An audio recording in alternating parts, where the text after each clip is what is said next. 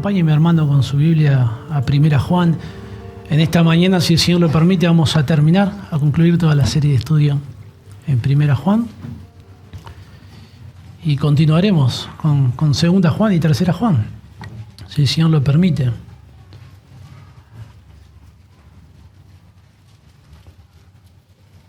¿Alguno de ustedes dudó en algún momento de su salvación, de su seguridad de salvación? ¿Alguno de ustedes se miró a sí mismo en algún momento de su vida cristiana y se preguntó, ¿realmente soy un creyente? ¿Me habré convertido realmente?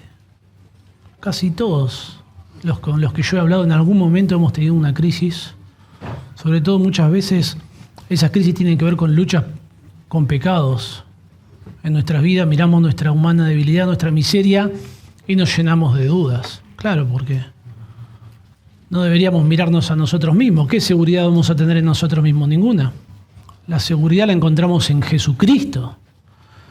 Pero otras veces las dudas nos asaltan en nuestros pensamientos porque no estamos meditando o estamos ignorando, no tenemos presente qué es lo que la palabra de Dios enseña en cuanto a nuestra certeza de salvación.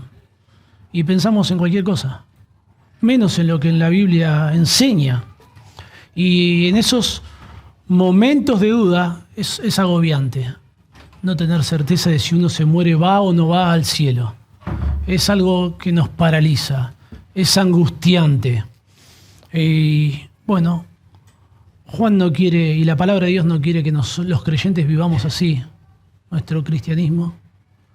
La palabra de Dios nos anima a que nosotros podamos tener plena certeza, que podamos disfrutar de nuestra salvación desde ahora, para luego hacerlo por toda la eternidad. Y Juan escribe sobre el final de la carta, a modo de epílogo, con un propósito.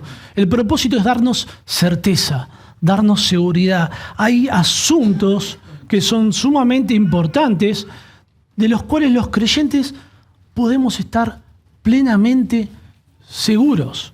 Preste atención en la lectura todas las veces que Juan va a repetir la palabra saber, sabemos. Allí en Juan capítulo 5, primera Juan capítulo 5, leeremos en el versículo 13 en adelante lo siguiente. Estas cosas os he escrito a vosotros que creéis en el nombre del Hijo de Dios, para que sepáis que tenéis vida eterna y para que creáis en el nombre del Hijo de Dios. Y esta es la confianza que tenemos en Él, que si pedimos alguna cosa conforme a su voluntad, Él nos oye. Y sabemos que Él nos oye en cualquier cosa que pidamos. Sabemos que tenemos las peticiones que le hayamos hecho. Si alguno viene a su hermano cometer pecado que no sea de muerte, pedirá y Dios le dará vida. Esto es para los que cometen pecado que no sea de muerte. Hay pecado de muerte por el cual yo no digo que se pida. Toda injusticia es pecado, pero hay pecado no de muerte. Sabemos que todo aquel que ha nacido de Dios no practica el pecado. Pues aquel que fue engendrado por Dios le guarda y el maligno no le toca. Sabemos que somos de Dios y el mundo entero está bajo el maligno. Pero sabemos que el Hijo de Dios ha venido y nos ha dado entendimiento para conocer al que es verdadero. Y estamos en el verdadero, en su Hijo Jesucristo. Este es el verdadero Dios y la vida eterna. Hijitos, guardaos de los ídolos. Amén. Intrigante, ¿no? ¿Qué será esto? Yo no sé qué es lo primero que usted piensa cuando lee este pasaje. Yo lo primero que pienso, ¿qué es esto del pecado de muerte? Y no de muerte. Ya vamos a llegar ahí, pero es interesante todo el tiempo que repite Juan. Sabemos, sabemos, sabemos. Y las palabras saber y conocer en las cartas de Juan, en todos los escritos de Juan, incluso en el Evangelio de Juan, aparece con una frecuencia notable. Juan duplica en el uso que hace de estas palabras a cualquier otro escritor del Nuevo Testamento. Y lo hace en una carta muy, muy breve. De las 320 ocasiones en las que la palabra de Dios utiliza la palabra griega saber, que está en este pasaje, en todo el Nuevo Testamento, Juan es responsable de 112 apariciones. Un montón, muchísimo. Y en la sección que estudiamos hoy, esta palabra aparece 6 veces.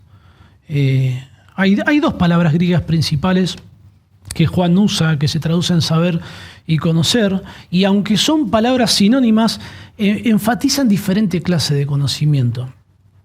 Una enfatiza un conocimiento que está en desarrollo, un conocimiento que puede ser progresivo, que puede ser experiencial, y otra palabra enfatiza un conocimiento completo, absoluto, total.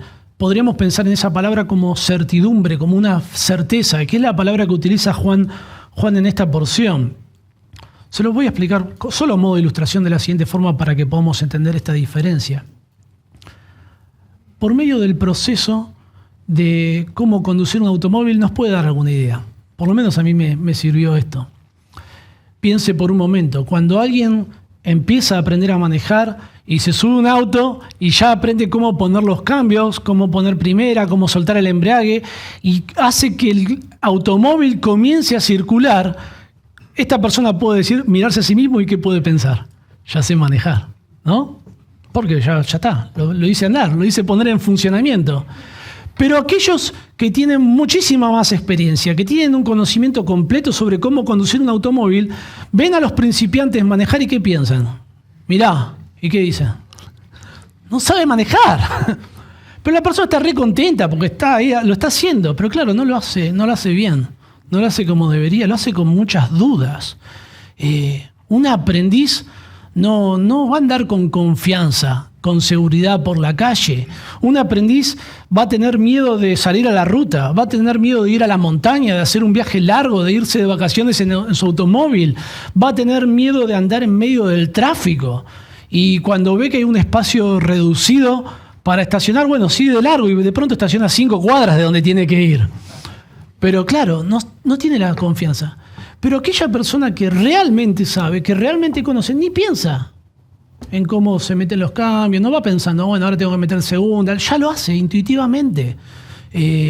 No tiene ningún temor en irse de vacaciones, no tiene ningún temor en andar en medio del tráfico en la capital, no tiene ningún temor de nada, ni piensa que podría sufrir un accidente, porque su conocimiento sobre la conducción es completo, tiene seguridad, tiene certeza.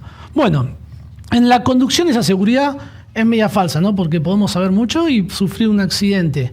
Bueno, así no sucede con nuestra salvación. Podemos tener plena certeza de que no vamos a chocar el coche. Esa palabra, esta idea de un conocimiento completo es la idea de la palabra que utiliza Juan. Es solo una ilustración, tiene sus deficiencias, pero sí la idea de que es un conocimiento completo. No hay un desarrollo, no hay nada más que conocer al respecto que lo que la palabra de Dios enseña sobre esto. Y claramente si Juan quiere brindar certezas es porque sus destinatarios podrían estar sufriendo dudas. Recordemos que hubieron entre ellos falsos maestros. En el capítulo 2, versículo 19, Juan escribe que salieron de ellos porque no eran verdaderos creyentes. Y estos falsos maestros presentaban una imagen distorsionada del Señor Jesucristo y de la salvación. Los creyentes tenían dudas si estos falsos maestros eran o no eran creyentes.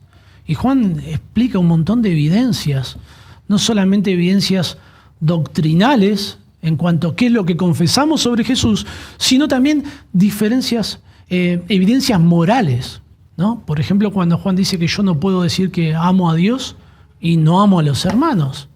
Entonces, por medio de esas evidencias, los creyentes podían tener certeza de ver el fruto de Dios obrando en sus vidas. Y también podían identificar y desenmascarar a aquellos que eran falsos convertidos por lo que predicaban y por cómo vivían. Todos estos argumentos que va desarrollando Juan a lo largo de toda la carta se van apilando uno tras otro para brindarnos mayor seguridad sobre quién es Cristo, sobre quiénes son de Cristo y que por lo tanto los que son de Cristo, los que tienen al Hijo, tienen la vida. Los creyentes podemos tener plena certeza, plena seguridad. ¿Y en qué cosas podemos tener plena seguridad? En primer lugar, los creyentes podemos estar seguros que tenemos vida eterna. El versículo 13 dice así: estas cosas os he escrito a vosotros que creéis en el nombre del Hijo de Dios, para que sepáis que tenéis vida eterna y para que creáis en el nombre del Hijo de Dios. Como dijimos anteriormente, no vamos a chocar el coche, no podemos, porque la salvación no es algo que depende de nosotros. Nuestra vida está en las manos de Cristo, está en las manos de Dios, es segura. Nosotros estamos acostumbrados a vivir en medio de la incertidumbre total, sobre todo en nuestro país, con una economía tan fluctuante, con cambios políticos tan drásticos. No hay ninguna clase de certidumbre. Siempre tratamos de tomar decisiones para contrarrestar cualquier contingencia que se nos pueda presentar que no estamos esperando. Estamos muy acostumbrados a vivir con incertidumbre. No tenemos ninguna garantía en cuanto a nuestra vida, no tenemos ninguna garantía en cuanto a nuestra salud física, no sabemos cuánto vamos a vivir, no sabemos cómo va a estar nuestra economía, podemos enfermar, podemos sufrir, podemos tener accidentes, podemos perder nuestras posesiones, podemos perder nuestro empleo, incluso podemos perder nuestra familia, como le pasó a Job, pero nunca podemos perder nuestra salvación. No hay manera, no hay forma. De eso podemos estar plenamente seguros. Y tener esta seguridad tiene consecuencias directas en cada uno de los días de nuestras vidas. No hay temor, no hay duda. Pase lo que pase, pierda lo que pierda, nunca me perderé eternamente. Tengo vida eterna. Y esto es un consuelo y un gozo y una alegría enorme para vivir nuestra vida hoy y ahora. Pensemos por un momento en las consecuencias de estar seguros que tenemos vida eterna. Juan comienza diciendo: estas cosas os he escrito para que sepáis que tenéis vida eterna. Esta expresión, estas cosas os he escrito, no es una expresión nueva de Juan. La usa con bastante regularidad. La usa en capítulo 1, versículo 4, capítulo 2, versículo 1, en el versículo 13, en el versículo 14, en el versículo 21, 26 y aquí en el capítulo 5, versículo 13. Y nos preguntamos, cuando Juan dice estas cosas os he escrito, ¿describe toda la carta o solamente describe lo que viene a continuación? Bueno, Juan, por medio de esta expresión, describe lo que ya escribió, incluyendo lo que viene a continuación. Juan está concluyendo ya su carta en forma de epílogo, y recuerden que la primera vez que Juan utiliza esta expresión es al comienzo de la carta, en el capítulo 1, versículo 4. Luego hablar de que Juan presenta una visión apostólica, una verdad correcta en cuanto a la persona del Señor Jesucristo y la salvación que hay para aquellos que creen en Él. En el versículo 4 Juan dice lo siguiente: estas cosas os escribo para que vuestro gozo sea cumplido. ¿Hacia dónde está apuntando Juan? En el capítulo 1, versículo 4 está apuntando hacia lo que viene adelante, hacia lo que dijo y todo lo que viene adelante, porque recién comienza la carta. Ahora llegamos acá al capítulo 5, versículo 13, y Juan repite lo mismo: estas cosas os escribo para que sepáis que tenéis vida eterna, y claramente está apuntando hacia toda la carta hacia atrás. Saber que tengo vida eterna produce un gozo cumplido. Es un gozo pleno, es un gozo completo, es una alegría y una paz inconmovible. El gozo no es una alegría circunstancial, algo que nosotros, ese deleite que obtenemos cuando cumplimos metas o objetivos que nosotros nos ponemos, porque recibimos buenas noticias, o porque estamos atravesando una situación agradable. Bueno, ese no es el gozo que describe la Biblia. Cuando suceden estas cosas, tenemos alegría, pero esa alegría es una alegría circunstancial. Después nos vamos acostumbrando a esas realidades que estamos experimentando y ya no es lo mismo. O de pronto esas circunstancias pueden cambiar de forma drástica. El gozo bíblico es una paz y una alegría interna que se mantiene incluso cuando las cosas no nos salen como deberían salir. Es una paz profunda en medio de cualquier circunstancia de adversidad, porque el fundamento de este gozo es Cristo. Hemos hecho las paces con Dios y nuestro destino eterno está asegurado. Y ese es el gozo que está describiendo aquí Juan. Estoy hablando, lo que está describiendo Juan por medio de esta palabra es ese sentido de propósito que todo ser humano está buscando desde que vino a este mundo. Consciente o inconscientemente, todo ser humano está buscando este gozo. Y no lo puede hallar. Y si manifiesta haber hallado ese gozo, esa alegría de la vida, no puede tener ninguna clase de certeza de haberlo hecho. Mucho menos una certeza eterna. Cuando pienso en esa paz interior que todo ser humano busca, algunos se van a reír, pero no podía dejar de pensar en el maestro Shifu. ¿Ustedes recuerdan? Hay muchos chicos acá. El hombre, el personaje este, creo que es una especie de panda, si no me equivoco. Hay un panda rojo, ahí está. ¿Cómo saben, eh?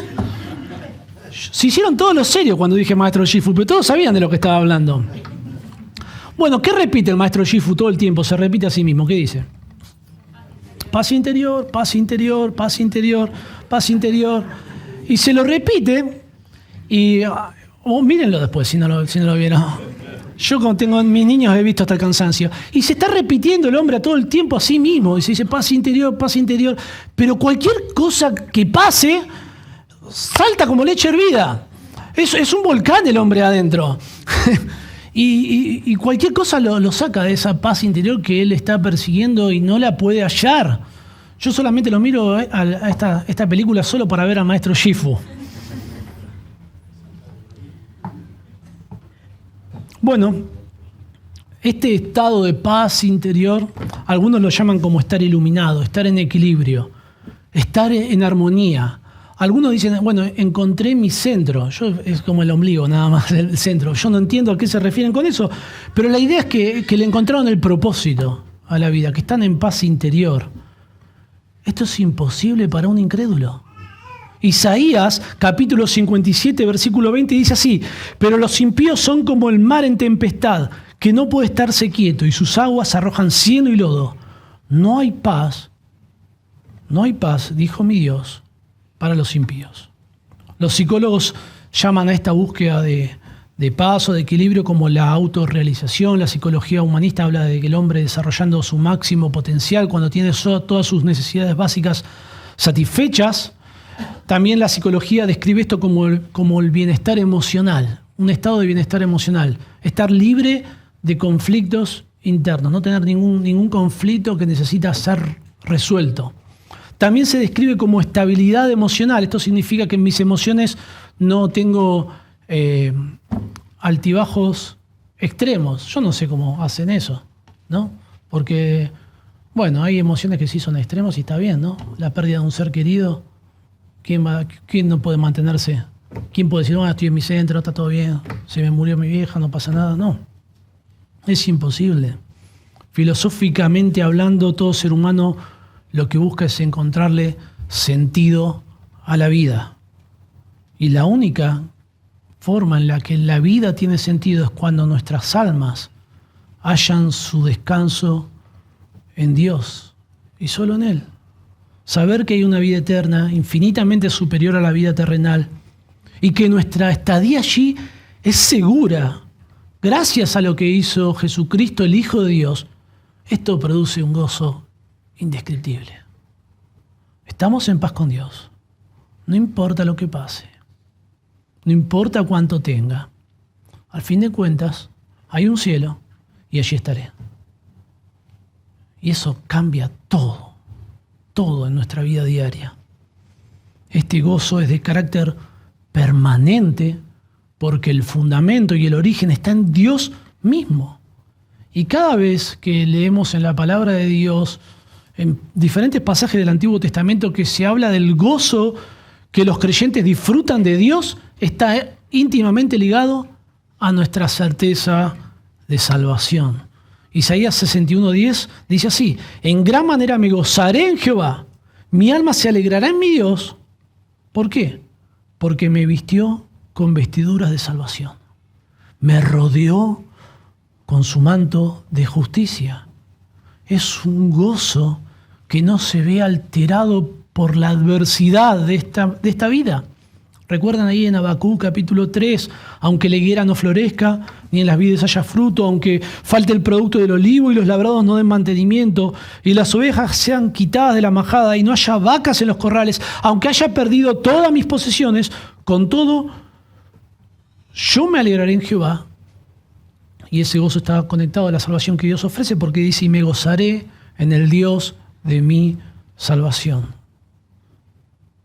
Los creyentes tenemos esta seguridad y esta alegría en nuestra certeza de salvación, porque nuestra salvación viene de parte de Dios. Y la condición para estar seguros que tenemos esta vida eterna es la fe. Juan escribe, estas cosas os he escrito a vosotros, los que creéis en el nombre del Hijo de Dios. Esta certeza no es para todos los seres humanos. Es solamente para aquellos que creen. La fe es la condición para la salvación. Dios demanda fe cuando su evangelio es predicado. Romanos 5.1 dice, justificados pues por la fe, tenemos paz para con Dios. En el capítulo 3, versículo 22 dice, la justicia de Dios por medio de la fe en Jesucristo para todos los que creen en Él. Dios demanda fe. Alguien para tener esta certeza de salvación tiene que tener fe. Tiene que creer en Cristo, como Dios hecho hombre, quien hizo un sacrificio perfecto para conceder salvación y vida eterna a todos los que vienen a Él. En ocasiones, o por lo menos ha sido mi experiencia, y he confundido la elección con la justificación. La elección es que Dios nos escogió de antes del final del mundo. La justificación es el decreto de Dios. Dios nos declara justos. Bueno, ¿cuáles son las condiciones que Dios establece para escoger a sus hijos? ¿En base a qué Dios escoge? ¿En base a qué es la elección de Dios? En base a nada. No hay ninguna base. No hay absolutamente nada. No hay que hacer nada para que Dios nos escoja.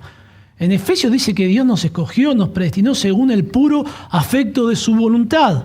Dios no necesitó mirar fuera de sí mismo para la elección. Él escogió a quienes Él quiso como Él quiso. Pero ¿cuáles son las condiciones para la justificación? ¿Hay que hacer algo para ser justificado? Bueno, la salvación no es por obras, sino que es por medio de la fe. Dios demanda fe para la justificación. La fe es la condición para ser justificados. Claro, usted estará pensando, bueno, Tony, pero esa fe no es una obra humana.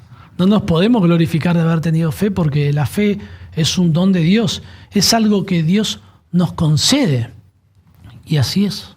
La salvación es tan segura porque depende de Dios.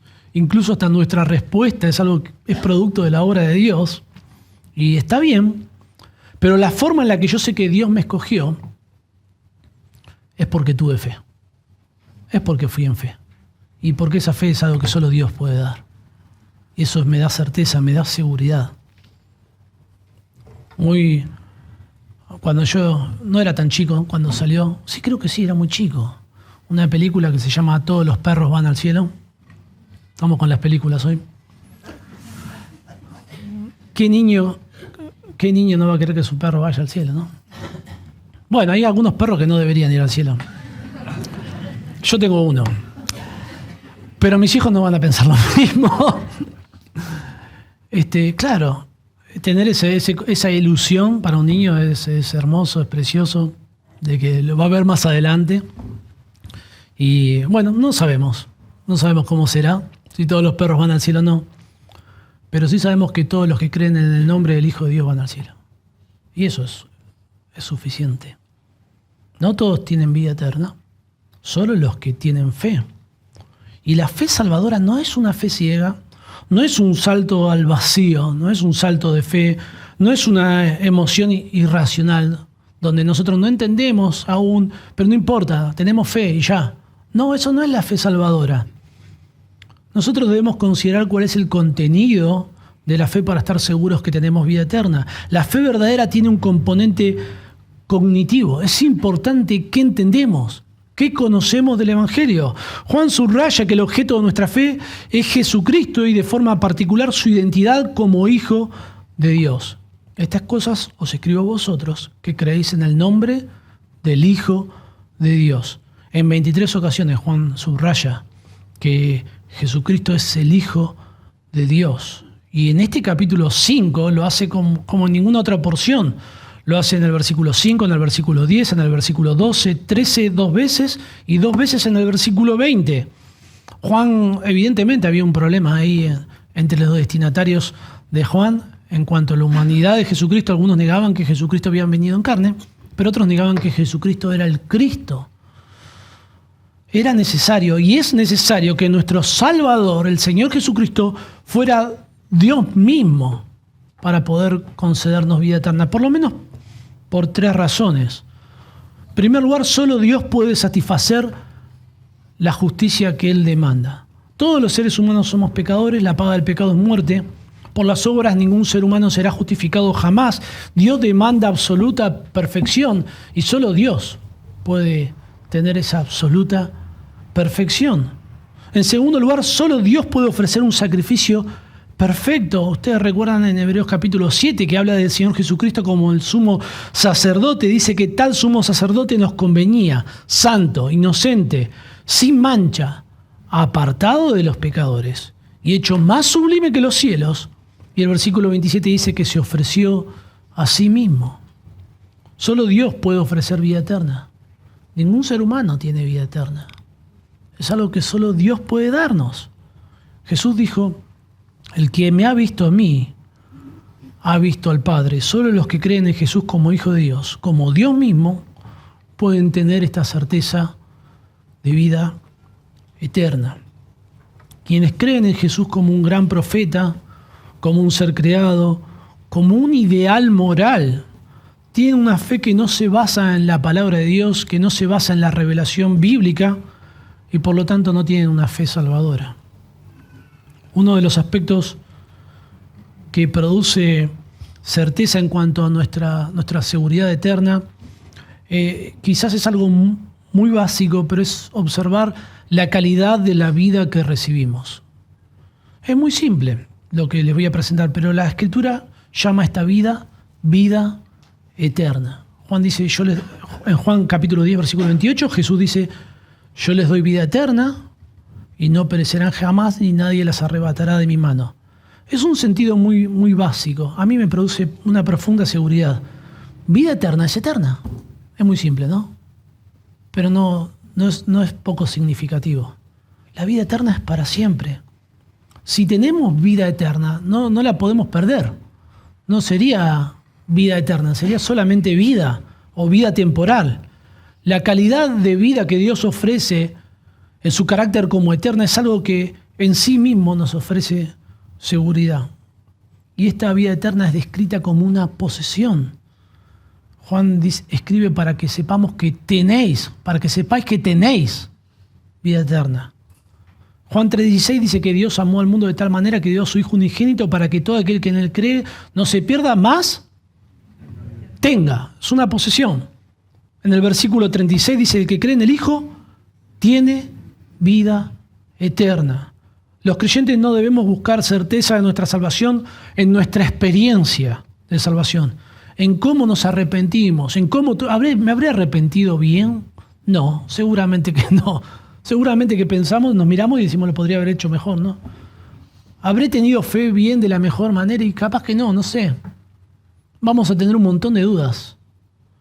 Nuestra seguridad está en Cristo y solo en Él, en su identidad divina y en su obra perfecta.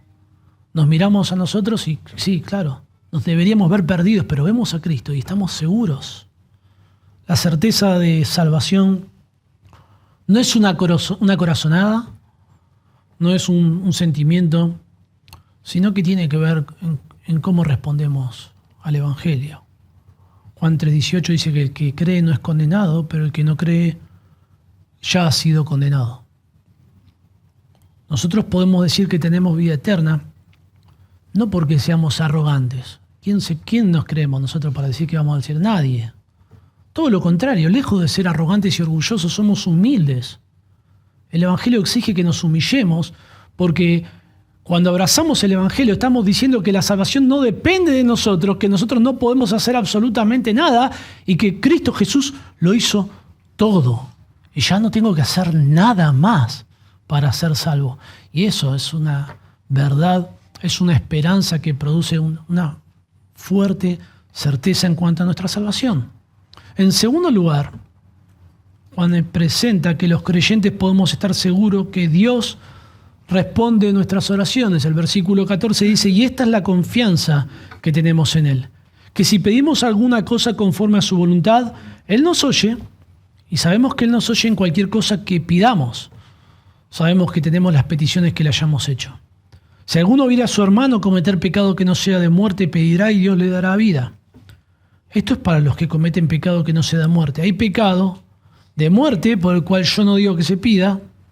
Toda injusticia es pecado, pero hay pecado no de muerte. Los creyentes tenemos esta certeza de vida eterna, pero aún no entramos en la presencia de Dios. Aún estamos aquí, pero sabemos que vamos a estar allá. Pero sí podemos entrar a la presencia de Dios por medio de las oraciones, por medio de las peticiones. Podemos tener esta plena certeza que cuando oramos, Dios nos oye y responde nuestras oraciones. Siempre y cuando oramos conforme a su voluntad. La descripción de esta seguridad de respuesta a las oraciones la hace Juan de la siguiente manera. Dice, y esta es la confianza que tenemos en Él. Está hablando de Dios el Padre. Las Escrituras identifican a Dios como quien recibe nuestras oraciones o a quien dirigimos nuestras oraciones. Así nos enseñó a orar el Señor Jesús cuando enseñó a orar a sus discípulos diciendo, Padre nuestro que estás en los cielos. Y el Señor Jesucristo dijo que todo lo que pidiéramos al Padre, en su nombre, oramos en el nombre de Cristo, pero nos dirigimos hacia el Padre y Jesús promete llevar a cabo esas oraciones. Pero hay una condición para tener esta seguridad de respuesta. En primer lugar, ser creyente. Pero en segundo lugar, es que estas cosas que pedimos a Dios, que Dios las va a conceder, las pedimos conforme a su voluntad. Si pedimos alguna cosa conforme a su voluntad, Él nos oye. Y nosotros los creyentes tenemos esta confianza, tenemos esta libertad. La palabra confianza es libertad para hablar. Se puede describir como un atrevimiento. Se traduce como franqueza, como seguridad, como libertad de expresión. Es la forma en la que un hijo habla con su padre, con confianza. Sí, su padre es un buen padre y es un padre amoroso, ¿no? Pero es la forma en la que un hijo se dirige a su padre. No tiene temor de hablar y de decir las cosas. De pronto cuando está en público, no hay cosas que no las va a decir, pero cuando está en casa, ahí dice y habla y hace de todo. Porque tiene confianza de ser oído. ¿Y qué significa esto que Dios nos oye? ¿Cómo es eso que Dios nos oye? ¿Acaso hay algo que Dios se pueda escapar de los oídos de Dios? ¿Qué les parece? Es imposible. No hay manera. ¿Recuerdan el salmista que dice que aún no está la palabra en su lengua y dice, y he aquí, tú la sabes toda? No hace falta ni pronunciar nuestras palabras para que Dios las conozca y las sepa. Dios sabe, conoce, oye todo. Acá esta palabra y esta expresión de Juan de usar la palabra oye es un recurso literario que se utiliza para describir todo un proceso en la respuesta de oración, solo tomando una parte, el oír nuestras oraciones. Dios escucha, en el proceso de respuesta a la oración, Dios escucha activamente, evalúa la petición y si esa petición es conforme a su voluntad, toma la decisión de concedernos una respuesta afirmativa. Bueno, nosotros podemos oír, los seres humanos tenemos, por lo menos yo lo tengo, esa habilidad de oír sin prestar ni la más mínima atención ni dar ninguna respuesta. Yo lo hago en mi casa todo el tiempo. Y mi señora me lo recuerda, te estoy hablando, te está hablando tu hijo, te está hablando tu hija. Y es como que yo estoy ahí, estoy escuchando, pero no reacciono. Bueno,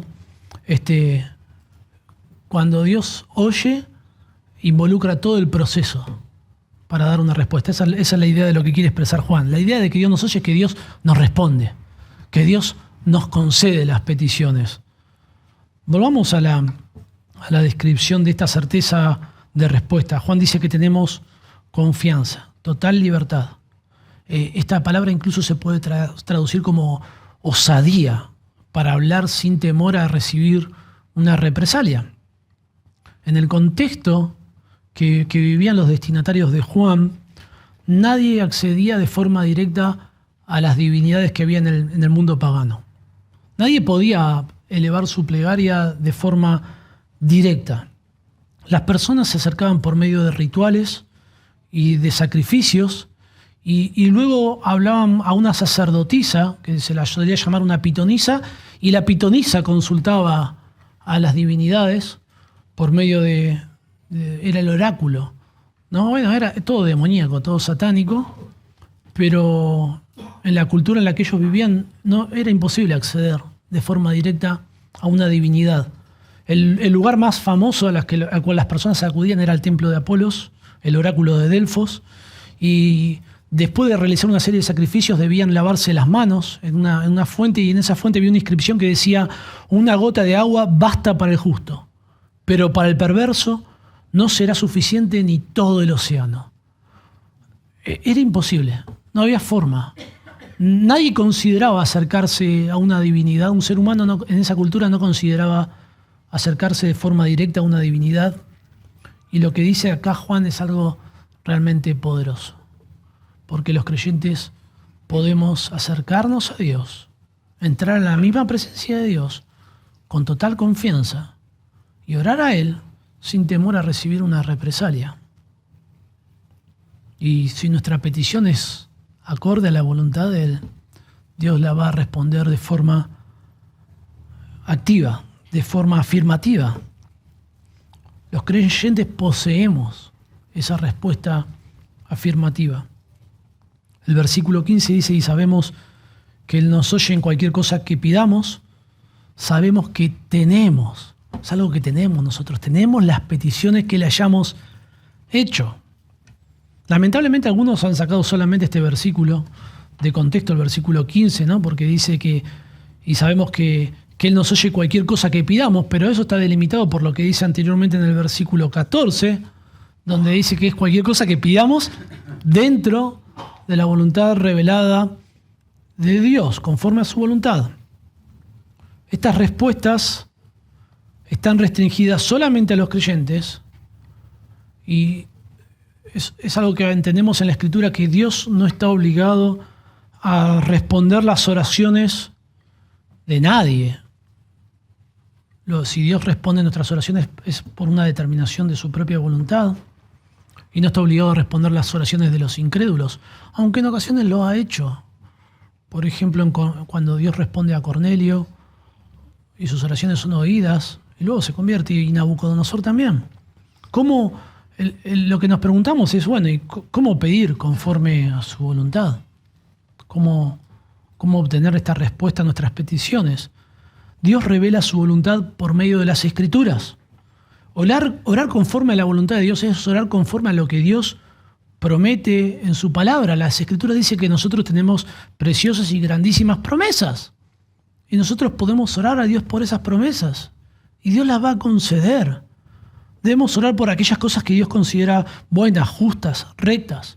Por ejemplo, Santiago enseña que podemos orar por sabiduría en medio de las pruebas. Y Dios la va a dar, la va a conceder. Podemos orar por nuestra santificación. Podemos orar por el avance del Evangelio. Podemos orar para que Dios nos conceda el sustento que Él promete. Podemos orar siempre buscando la gloria de Dios. Dios hace todas las cosas para su gloria. Si nuestras peticiones están enfocadas en buscar la gloria de Dios, Dios lo va a conceder si es conforme a su palabra.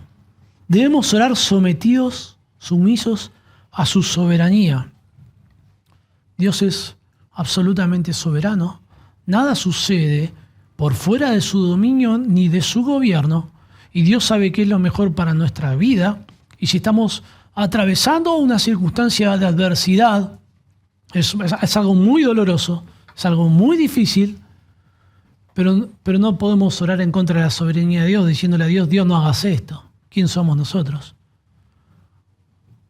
Un ejemplo de esto es el Señor Jesucristo. En Getsemaní, cuando oró, no se haga mi voluntad. Si es posible, pase de mí esta copa, pero no se haga mi voluntad, sino la tuya.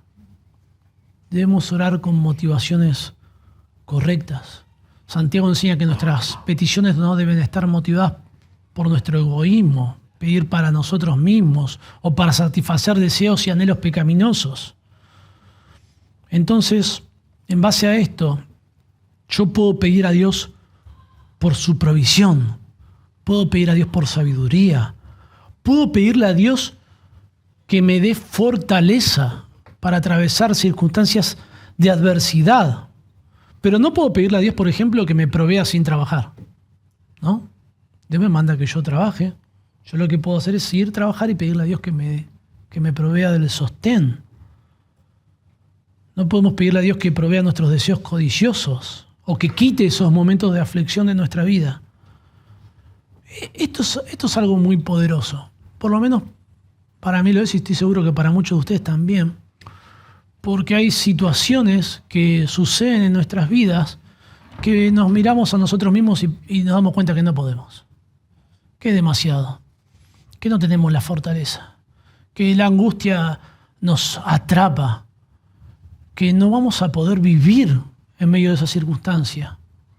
Casi que pareciera que tiramos la toalla en medio de ciertas adversidades. Y podemos pedirle a Dios que nos dé la fortaleza. Y Dios lo va a hacer. Porque estamos orando conforme a su voluntad, conforme a lo que Él promete. Podemos pedir sabiduría. Podemos pedirle a Dios que Él nos sostenga fieles hasta el fin. Podemos pedir en tiempos de necesidad por la provisión de Dios. Y saber que si trabajamos, Dios lo va a hacer. Y luego Juan presenta aquí en los versículos 16 y 17 un caso hipotético para describir la respuesta a las oraciones. Juan no está cambiando de tema acá. Juan presenta un caso para describir cómo Dios responde a las oraciones de forma afirmativa. Si bien es un pasaje difícil de comprender, no hay duda de que Juan está hablando de que podemos pedir por el hermano que comete un pecado que no se da muerte y Dios le va a dar vida. Entonces lo que enfatiza este ejemplo es que Dios sí responde las oraciones de forma afirmativa. Dice así el versículo 16: si alguno viera a su hermano cometer pecado que no se da muerte, pedirá y Dios le dará vida.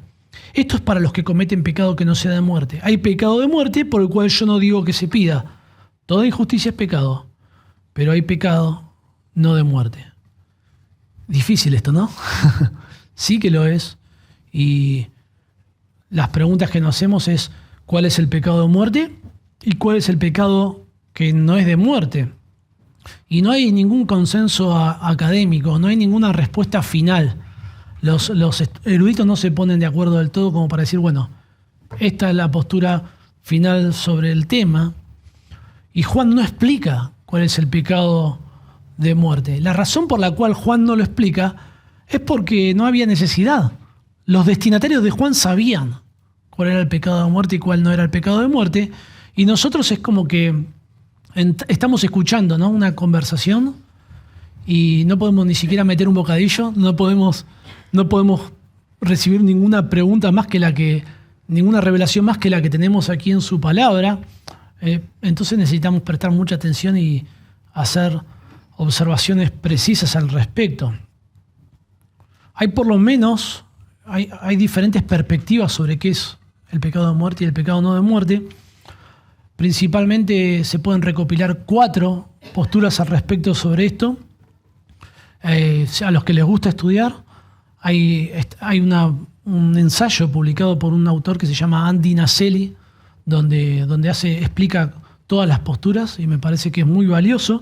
Por cuestiones de tiempo solo voy a explicar 2 posturas que son las más importantes o las más plausibles a mi entender. No creo que vaya yo a lograr una afirmación final y absoluta. Yo les voy a decir cuál es la postura por la cual yo me inclino, que es la última que voy a decir. Pero no es que vaya este Tony, ¿quién se cree que se la sabe toda? No hay consenso académico y yo voy a andar ahí dando mi respuesta. Bueno, yo entiendo que algunos por ahí no estén de acuerdo y Y está bien, ¿no? Nos pondremos de acuerdo que no estamos de acuerdo, pero creo que sí, la palabra de Dios nos da información como para que hagamos argumentos y estemos más inclinados por una perspectiva. Bueno, nos vamos a enfocar solamente en estas dos perspectivas. El primer punto de vista nos dice que un creyente comete ambos pecados. Es un creyente que comete el pecado no de muerte y es un creyente que comete el pecado que sí es de muerte. La muerte y la vida en esta postura se describen como muerte y vida física. Lo que hace Dios es, según esta postura, es disciplinar a los que cometen el pecado de muerte con la muerte física. La característica más notable de esta perspectiva es que ve la vida y la muerte como físicas y no como vida eterna o muerte eterna. Por lo tanto, un punto a favor es que está en armonía con la seguridad de salvación eterna. Juan escribe para brindarnos seguridad en cuanto a nuestra salvación. Esta postura, lo que estaría enfatizando en ese caso, es que cuando Dios disciplina a un creyente con la muerte, su seguridad no está, su vida eterna no está en juego. Porque la muerte es una muerte física, no es una muerte eterna. La salvación no se pierde. Es algo absoluto y es algo seguro porque depende de lo que Dios ha logrado por medio de Jesucristo. Entonces, un pecado que no conduce a la muerte es un pecado por el cual Dios no disciplina con la muerte. Y un pecado que conduce a la muerte es un pecado por el cual Dios disciplina con la muerte física. ¿Me siguen, hermanos? O yo no, a veces me cuesta explicar estas cosas, siento que no me van a entender. Bueno, algo así sucedía en 1 Corintios. ¿Recuerdan? Nosotros leemos una vez por mes 1 Corintios 11 cuando hablamos de la cena del Señor y Alejandro nos repasa de que no, guarda hermano, no tome la cena del Señor indignamente, ¿no?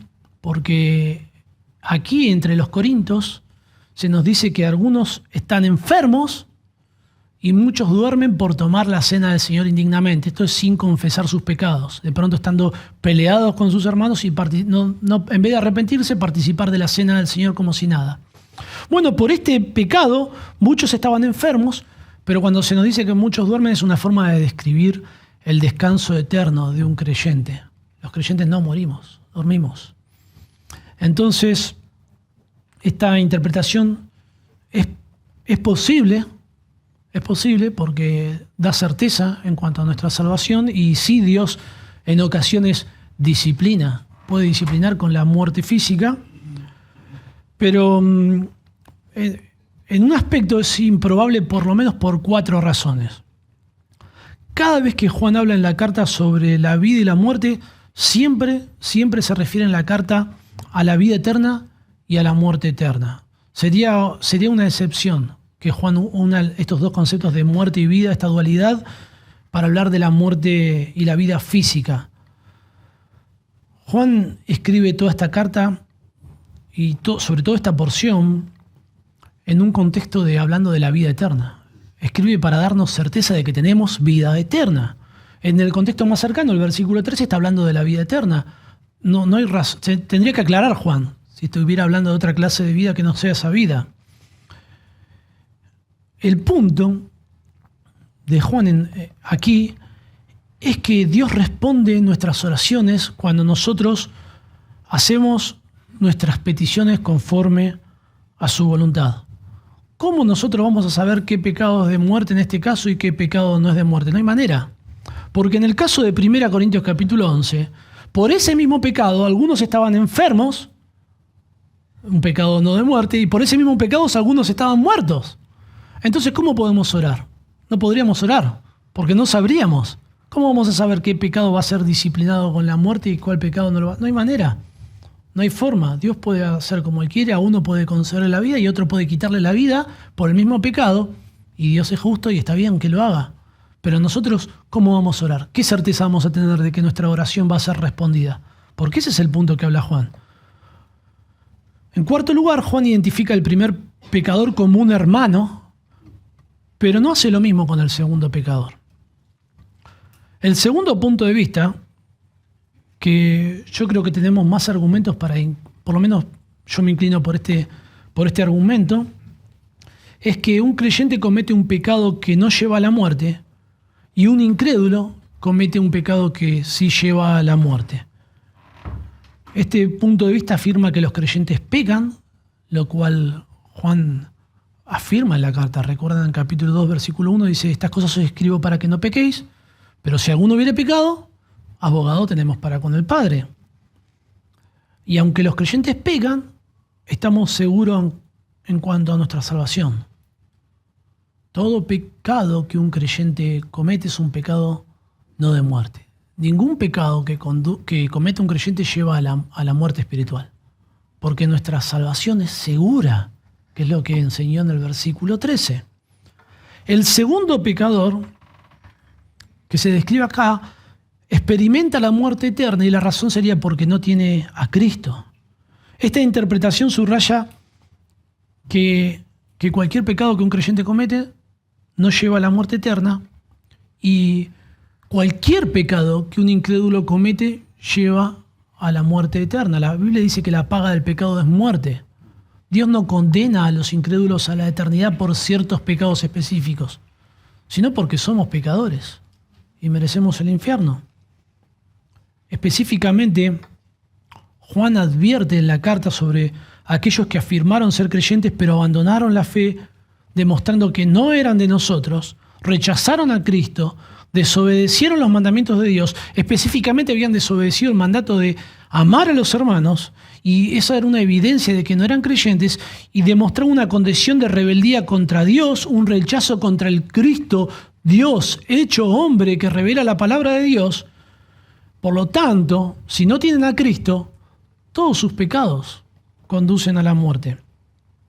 Este punto de vista identifica al hermano como un creyente genuino, identifica la vida y la muerte como eternas, identifica los pecados en el contexto de la carta. Los creyentes pecamos, pero nuestras vidas no están caracterizadas por el pecado. Un creyente verdadero, en algún momento, ¿qué va a suceder con su pecado? ¿Qué va a hacer? Se va a arrepentir, va a confesar su pecado, confiesa su pecado. Y si pecamos, tenemos un abogado, a Jesucristo el justo. No hay forma de que nosotros cometamos un pecado que nos conduzca a la muerte eterna. En cambio, un incrédulo, cualquier pecado es suficiente para su condenación eterna, porque no tiene al Hijo, y el que no tiene al Hijo no tiene la vida.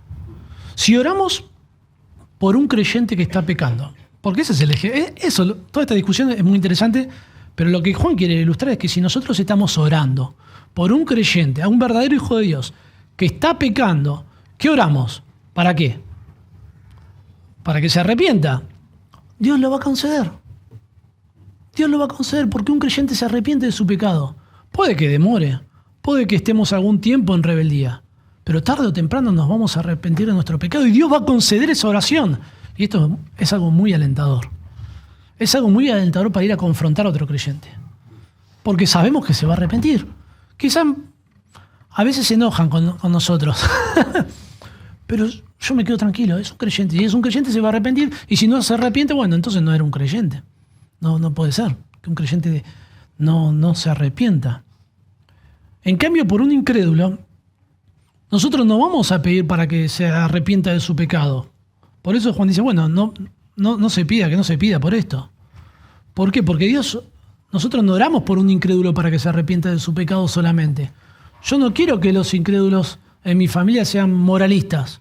Yo quiero que sean creyentes. Quiero que sean pecadores redimidos.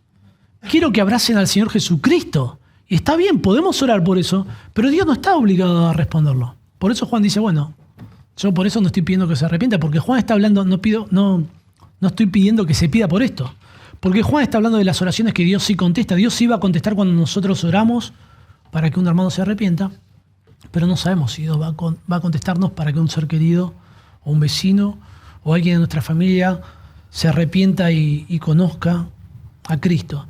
Y hay algo muy valioso en esto, porque el ejemplo que pone Juan sobre la respuesta a nuestras oraciones no está en pedir para nosotros, sino está en interceder por otros. Juan describe acá a los creyentes viendo el pecado de nuestros hermanos y en lugar de murmurar, en lugar de chismosear y contar, uy, no sabés lo que lo vi haciendo a fulanito. No, en lugar de eso, intercedemos por nuestro hermano ante Dios, sabiendo de que Dios lo va a traer a sí mismo, de que se va a arrepentir. Y esto es un ejemplo evidente de una oración desinteresada, conforme a la voluntad de Dios, que es respondida. En tercer lugar, los creyentes podemos estar seguros que tendremos victoria sobre el pecado. Versículo 18 dice: sabemos que todo aquel que ha nacido de Dios no practica el pecado, pues aquel que fue engendrado por Dios le guarda y el maligno no le toca. Sabemos que somos de Dios y el mundo entero está bajo el maligno. Y sabemos que el Hijo de Dios ha venido y nos ha dado entendimiento para conocer al que es verdadero, y estamos en el verdadero Dios, en su Hijo Jesucristo. Este es el verdadero Dios y la vida eterna. Hijitos, guardaos de los ídolos. Amén. Las Escrituras, el Señor Jesucristo enseñó que nosotros, antes de conocer a Dios, éramos esclavos del pecado. Todo aquel que comete pecado es esclavo del pecado. Pero también las Escrituras enseñan que cuando venimos a la salvación, fuimos libertados del poder del pecado y vinimos a ser siervos de la justicia, así dice en Romanos capítulo 6, versículo 18. La razón por la cual los cristianos podemos tener victoria sobre el pecado es Cristo. Es que Cristo nos preserva. Y esto tiene que ver con la doctrina de la perseverancia de los santos. Dios se encarga de que la fe verdadera produzca frutos externos, evidencias, que persevere hasta el fin. Juan no está negando que los creyentes podemos pecar, e incluso podemos ser atrapados de forma adictiva por algún pecado, sino que Juan está enseñando que los creyentes hemos sido transformados de tal forma que ya no seremos arrastrados por un pecado a tal punto que nos apartemos de Dios para siempre y nos perdamos. No hay manera que esto suceda. Podemos estar seguros en cuanto a nuestra victoria sobre el pecado porque Cristo nos guarda. Se dice aquí que el creyente no practica el pecado. Y esta palabra no practica el pecado, esta expresión, lo que describe es un patrón de pecado actual, una conducta pecaminosa. El creyente no vive pecando. No es insensible al pecado. Juan ya enseñó que los creyentes pecan, pero también enseñó que los creyentes se arrepienten y confiesan sus pecados en Juan 1:9. Aunque el pecado de un creyente no conduce a la muerte, Juan acá hace una aclaración poderosa, porque la realidad es que nuestro pecado no nos conduce a la muerte eterna, no nos da libertad para que nosotros vivamos en un patrón de conducta pecaminoso.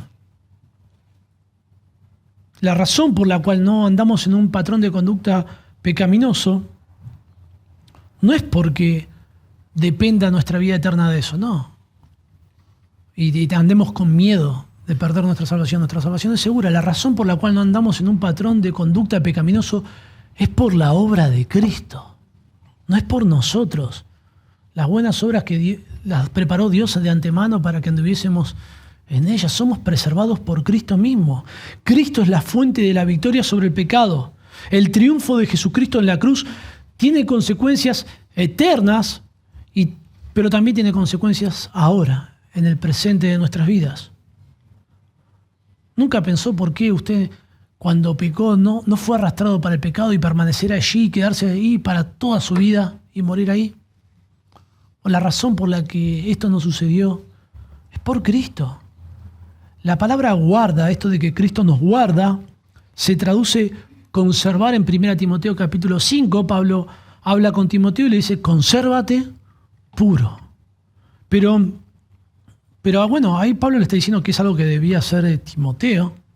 Y acá se nos dice que es algo que hace Cristo.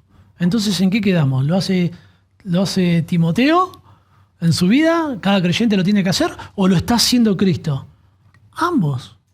Esto describe el proceso de santificación. Los creyentes debemos esforzarnos y Dios también obra y nos produce todo lo necesario para nuestra santificación. Un ejemplo de esto es 1 Corintios 10:13, que dice que no os ha sobrevenido ninguna tentación que no sea humana, pero fiel es Dios, que no os dejará ser tentados más de lo que podéis resistir, sino que dará juntamente con la tentación la salida para que podáis soportar. Aquí está la parte divina en este pasaje, pero también está la parte humana. Dios limita las tentaciones para que no excedan nuestra capacidad, provee una salida para escapar y tener victoria, Y el cristiano debe resistir la tentación y aprovechar esa salida. Bueno, están estos dos aspectos, el aspecto divino y el aspecto humano. Juan en lo que se enfatiza aquí es en el aspecto divino, que está total y absolutamente garantizado. Filipenses 1:6 dice que el que comenzó en vosotros la buena obra la perfeccionará hasta el día de Jesucristo. Primera Tesalonicenses 5:23 dice que el mismo Dios de paz os santifique por completo y todo vuestro ser, espíritu, alma y cuerpo sea guardado irreprensible hasta la venida del Señor Jesucristo. Otro pasaje precioso, Judas 24, versículo 24 dice, y a aquel que es poderoso para guardaros sin caída. Está hablando en un contexto de apostasía. Un creyente verdadero no va a apostatar, no va a abandonar la fe. Y luego dice, y presentaros sin mancha delante de Dios. Está describiendo la justificación. Cuando nosotros pecamos, no es porque Dios falló, Dios no falla. Cristo no falla, sino que somos nosotros que fallamos. Pero el hecho, la experiencia de darnos cuenta que hemos pecado, de estar entristecidos por nuestros pecados y arrepentirnos de nuestros pecados, ¿a quién se debe? A Cristo, quien nos conserva, quien nos guarda, quien nos preserva. Nosotros podemos estar seguros que tendremos victoria sobre el pecado porque el maligno no nos toca. Es una negación absoluta. Los cristianos no estamos bajo el dominio de Satanás. No hay nada que pueda hacer Satanás en cuanto a nosotros. Colosenses describe la salvación de la siguiente manera. Dice, el cual nos ha librado de la potestad de las tinieblas y trasladado al reino de su amado Hijo. Los creyentes estamos bajo el dominio de Cristo. Satanás puede tentarnos, puede molestarnos, puede lanzarnos su dardo de fuego, pero no estamos bajo su dominio, sino bajo el dominio de Cristo. Por lo tanto, como dice el versículo 19, sabemos que somos de Dios y el mundo entero está bajo el maligno. Sabemos que somos de Dios. Hay solamente dos bandos, hay solamente dos reinos. El reino de Dios y el mundo entero que está bajo el maligno. No hay forma de que usted, ante estos dos dominios, usted sea neutral. En la esfera espiritual no hay ningún Suiza. No hay manera. No, es una ridiculez esto de ser neutral. Usted no puede ver que están agarrando a patadas a un hombre inocente en la calle y decir, bueno, yo no me meto, yo soy neutral. No. Al usted no meterse, lo que está haciendo es favoreciendo al agresor. Esto se describe como la inacción, como acción implícita. Es una forma, ¿no? Es una forma de estar accionando, de permitir que otros cometan esos actos violentos. Bueno, eso no existe en la esfera espiritual. No hay neutrales. O sos de Dios o sos del diablo. Si vos pensás que por venir a la iglesia y por tratar de ser más o menos una buena persona y escuchar el evangelio y no hablar mal de Cristo, estás en una posición neutral, estás muy equivocado. Estás en contra de Cristo. Jesucristo dijo, el que no es conmigo, contra mí es. Quienes pretendan ser neutrales están bajo el dominio del maligno. Los creyentes podemos estar seguros que tendremos victoria sobre el pecado porque somos de Dios. Y lo que sigue a continuación explica cómo sabemos que somos de Dios. Si toda esta humanidad, todo este conjunto de personas está dividido en dos bandos, en dos grupos, ¿cómo es posible que una persona que nace bajo el dominio del maligno pase al dominio de Cristo y tener esta certeza de que es de Dios? El versículo 20 dice, pero sabemos que el Hijo de Dios ha venido y nos ha dado entendimiento para conocer al que es verdadero y estamos en el verdadero, en su Hijo Jesucristo.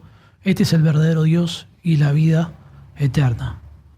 Sabemos que somos de Dios solo porque hemos creído en Jesucristo como el verdadero Dios. ¿Y el resultado de eso cuál es? Vida eterna. Juan termina como empezó. Empezó hablando de nuestra certeza de salvación y ahora termina hablando de que el resultado de saber quién es Cristo es vida eterna.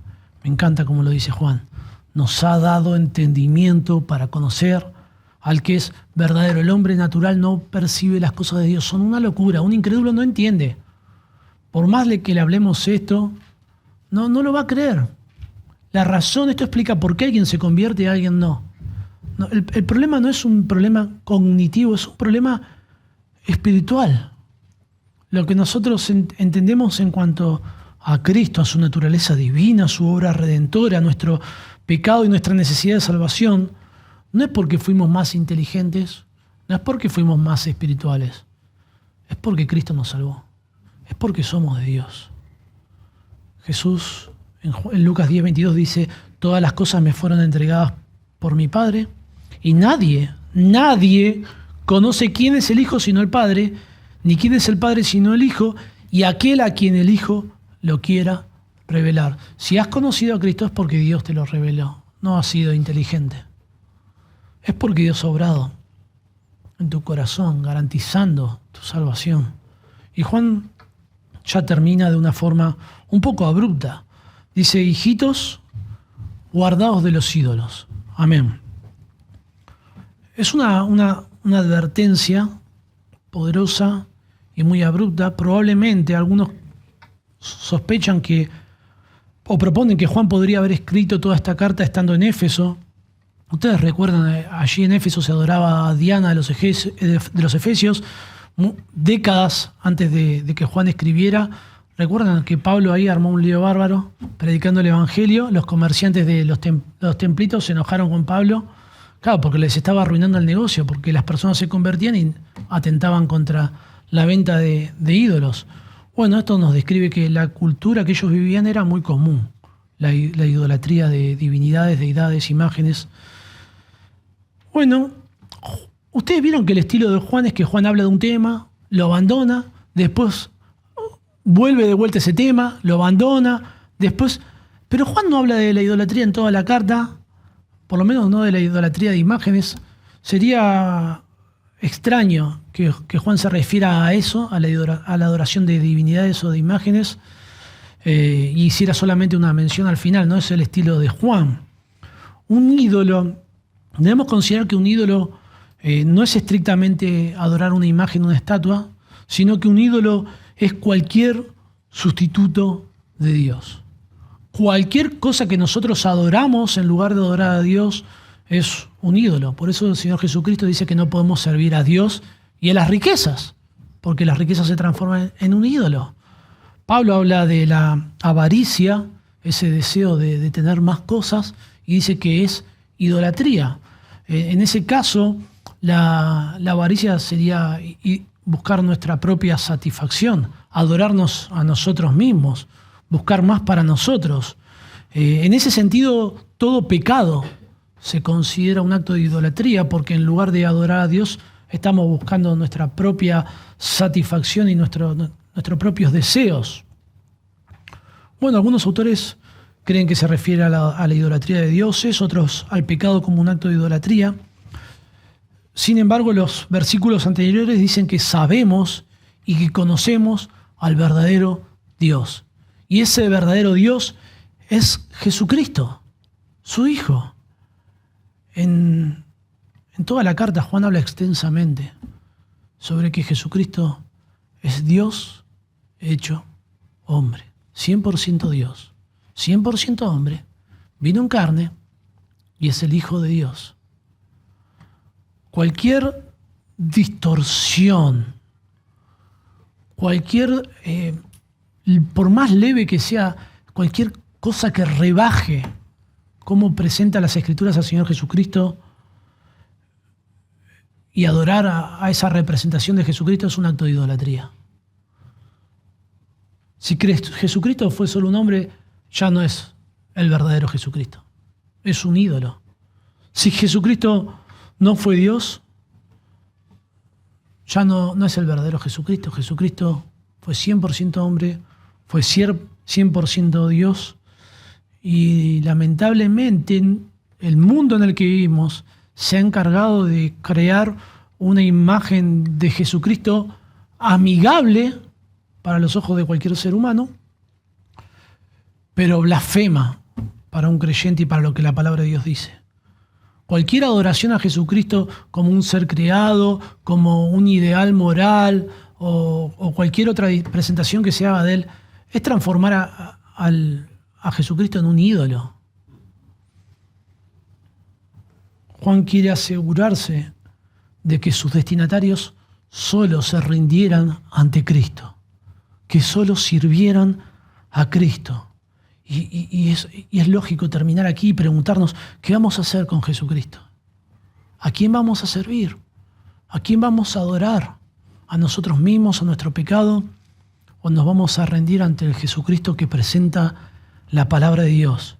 Es una fuerte exhortación a permanecer en el verdadero y disfrutar de todas las bendiciones, de todas las certezas que Él nos concede, vida eterna, respuesta a nuestras oraciones y victoria sobre el pecado. Oremos, hermano. Nuestro Dios y Padre, Señor, gracias por Jesucristo. Señor, si no fuera por Cristo ni estaríamos aquí. Hubiéramos sido arrastrados por nuestras humanas debilidades. Señor, gracias porque tú nos salvas, tú nos preservas, nos sostienes. Gracias, Señor, porque tú haces que volvamos a nosotros mismos en medio de nuestro pecado, Señor, y caigamos ante ti rogándote por tu perdón. Señor, gracias por esta salvación tan grande. Gracias por esta presentación gloriosa que hace tu palabra sobre el Señor Jesucristo. Señor, y te rogamos para que tú nos sostengas, Señor, fieles y firmes hasta el fin, porque tú lo prometes, Señor, y estamos confiados que así lo harás, Padre, aunque nos sentimos tan débiles, Señor. Aún así, Señor, podemos caminar tranquilos por este mundo sabiendo que un día estaremos ante tu presencia, Señor, y rogarte por aquellos que aún no te conocen. Señor, que se arrepientan, que vengan a ti, que disfruten de la dicha que solo tú puedes ofrecer, Señor. Te lo rogamos en el nombre de Jesús. Amén.